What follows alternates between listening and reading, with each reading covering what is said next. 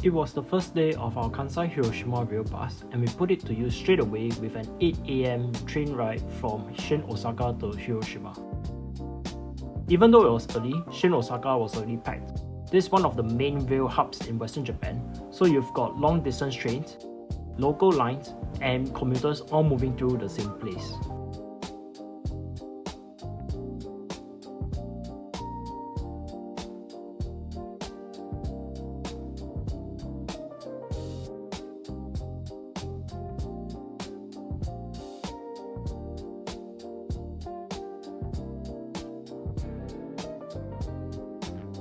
The ride took about an hour and a half, which was a nice chance to just sit back and rest a bit.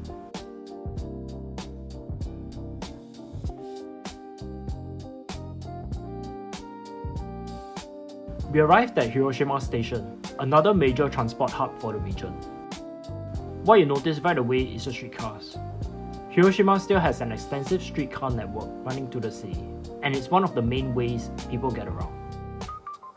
Our hotel was about a 10-minute walk from the station, so after dropping off our bags, we headed out for lunch. We took a local bus to Nagataya, one of Hiroshima's most famous okonomiyaki spots. Hiroshima-style okonomiyaki is layered differently, with cabbage, noodles, egg and toppings stacked and cooked together on a hot griddle. When the doors finally opened at 11, we just made it into the first sitting. The wait for food was still about 40 minutes, but honestly, at that point, we were just happy to be inside away from the cold.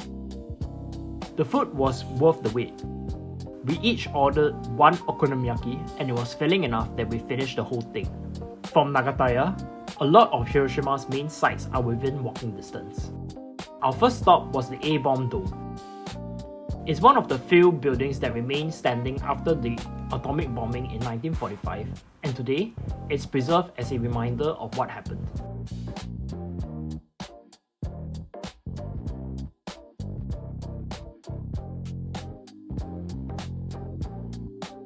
Just across the river is the Peace Memorial Park. It's a quiet open space dedicated to remembering the victims and promoting peace. There's also a free museum here that documents the bombing and its aftermath. It's heavy, but it's an important part of visiting Hiroshima. From the park, we continued walking towards Hiroshima Castle. Along the way, we passed Hiroshima Gate Park, an open public square near the city center. When we were there, it had a small Christmas village set up. Then, we started hearing a lot of cheering. It turned out that there was a women's professional football match going on at the Hiroshima soccer stadium nearby. Some passerby actually offered us free tickets and we ended up stepping inside for a quick look.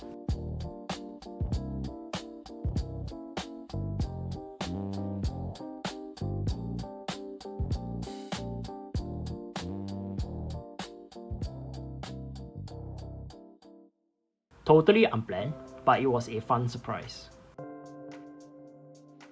After leaving the stadium, we continued on foot along a quiet walkway covered in autumn leaves. At the end of the path, we arrived at Hiroshima Castle. The original castle dates back to the 16th century, although what you see today is a reconstruction after it was destroyed during the war.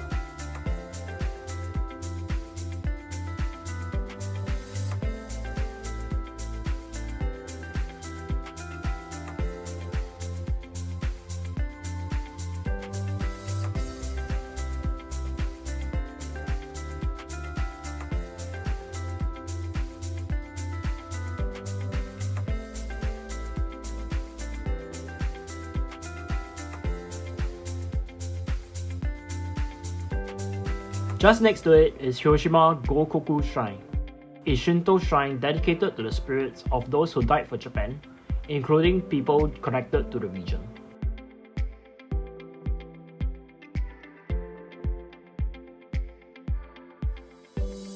For dinner, we walked to Tomoya Honkan, a butcher located in the central Hiroshima area not far from the castle. We had sukiyaki and steak, which was a really comforting way to end a long day of walking. Since it wasn't too cold, we decided to just walk back to the hotel. It took around 30 minutes, but honestly, the quiet night walk was a nice way to wind down. That wrapped up our first full day in Hiroshima. The next day, we'll be headed out to Miyajima. We started the next day by taking the train from Hiroshima Station to Miyaguchi, then taking the ferry over to Miyajima Island. Both the train and ferry rides were covered by the Kansai Hiroshima Rail Pass.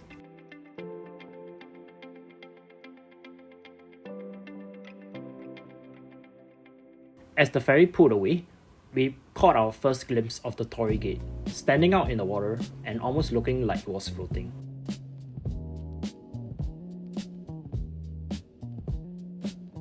Miyajima is also famous for its deer, and you start seeing them almost immediately after stepping onto the island. They wander about freely, especially near the shops and walkways, completely unfazed by visitors.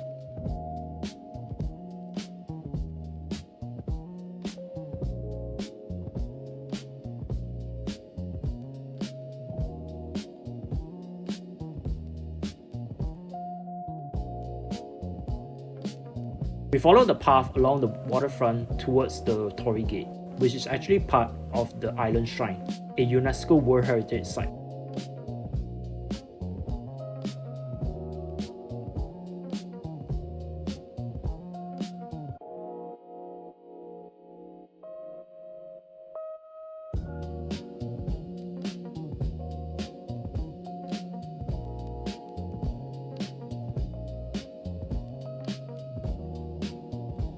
The shrine is built right over the water, and walking through it felt calm and unhurried.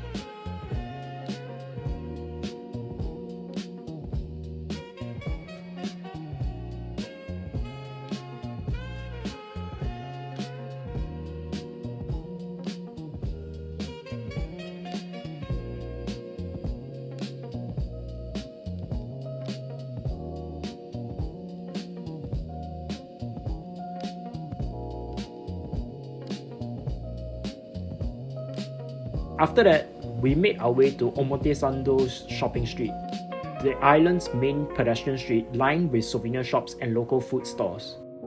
This was where we stopped for lunch at Kakiya. Hiroshima is famous for its oysters, and Kakiya is one of the best known places on the island for them. We ordered their oyster set meal, which cost 2,600 yen per person, and it was the best meal of the entire trip. Simple, fresh, and incredibly satisfying.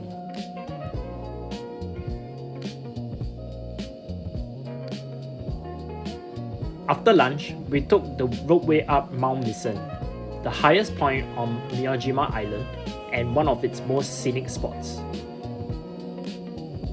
The ride itself was pretty relaxing.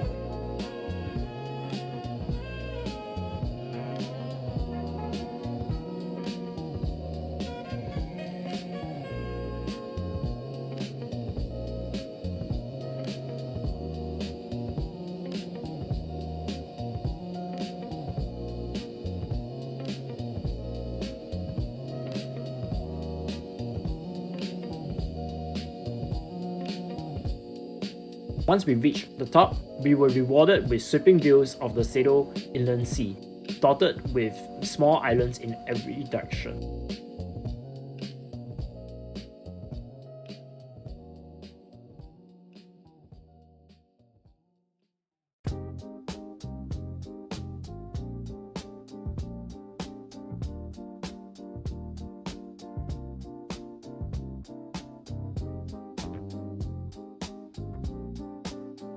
We took the roadway back down.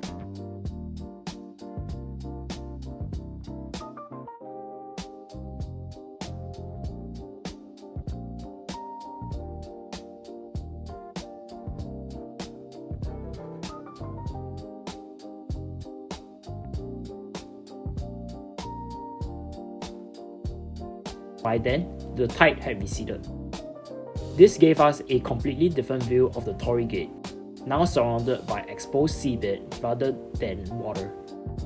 As night fell and the lights came on, it looked even more impressive.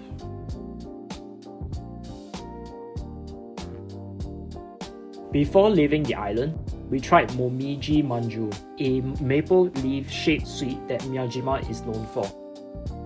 Then, we took the ferry back to the mainland and ended the day with grilled anago, a local specialty.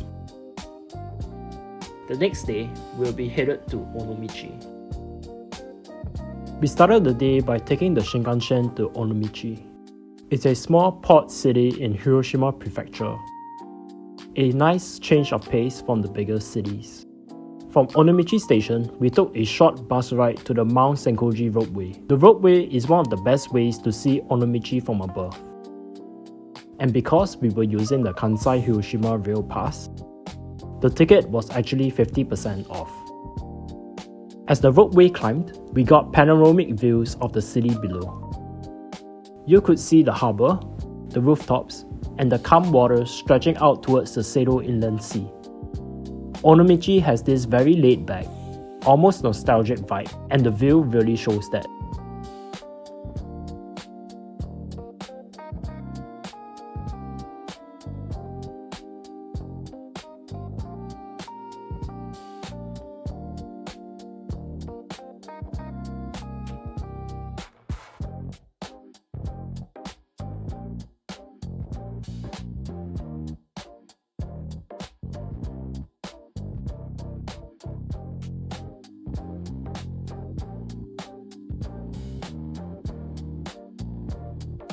At the top, we reached the observatory and spent some time just taking in the scenery.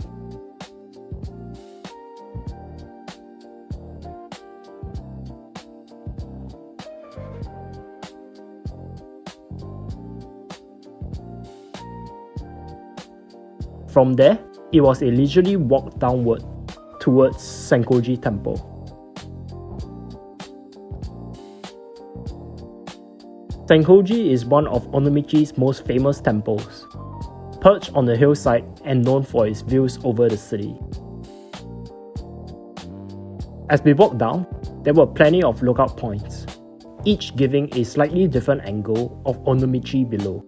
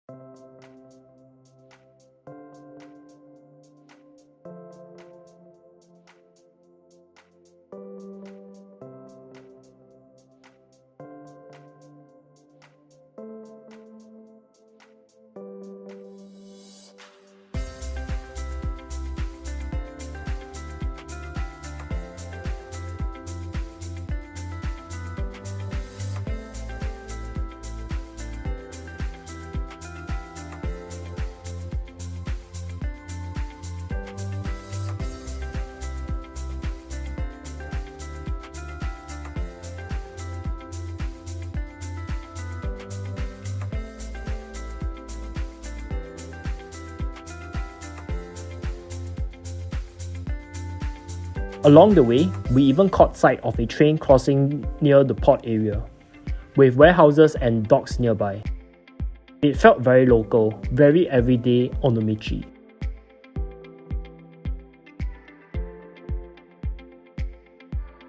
After all that walking, it was time for food.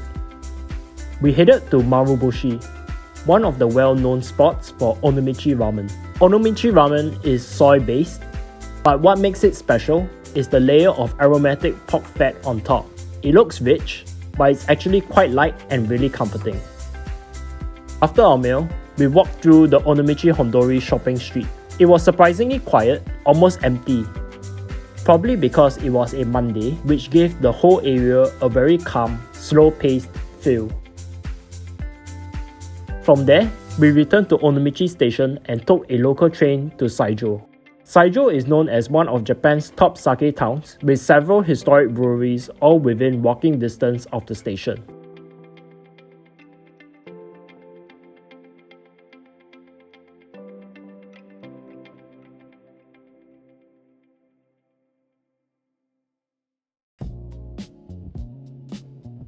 Once we arrived, we visited Kamotsuru Brewery, one of the most famous breweries in Saijo. We explored their exhibition on sake brewing, learning more about the process and history behind it. Around the town, we also noticed small public water springs. These provide the soft water used for sake brewing, and you are actually allowed to drink from them, so we filled up our water bottles along the way. We continued strolling and came across Saijōtsuru Brewery as well, another long-established name in the area. Even just walking through the town felt very relaxed and unhurried.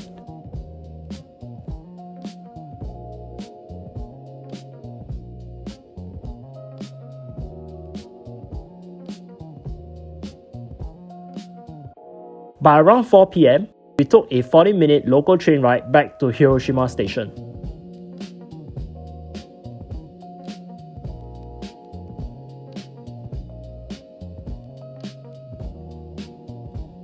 From there, we walked to Peace Boulevard, which was lit up with Christmas illuminations, adding a festive touch to the evening.